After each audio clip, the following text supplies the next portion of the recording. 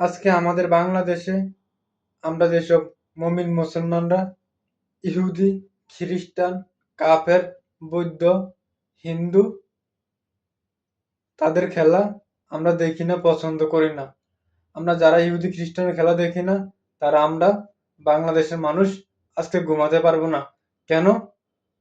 ইহুদি খ্রিস্টানেরা আজকে সারা রাত নাচবো, গাইবো, নেশা করবো, অশ্লীলতা ছড়াইবো, পুরা বাংলাদেশটা আজকে ইহুদি খ্রিস্টানেরা কাঁপিয়া ফেলাইবো। তাদের অত্যাচারে আজকে আমরা ঘুমাতে পারবো না।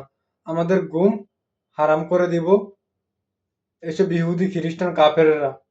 অতএব যারা ইসলামকে ভালোবাসেন তারা ভিডিওটা শেয়ার করে দেন। আমরা এসব কাফেরের কাছ থেকে দূরে থাকবো। কেউ বলাইবো আজকে কাফেরদেরকে আব্বা, কেউ বলাইবো খালু, কেউ মানাইবো জামাই, কেউ ডাকবো বাপ। আর কত দেখমু সব ইহুদি খ্রিস্টানের নোংরামি আমরা বাংলাদেশের মানুষ আর সহ্য করতে পারছি না আমরা।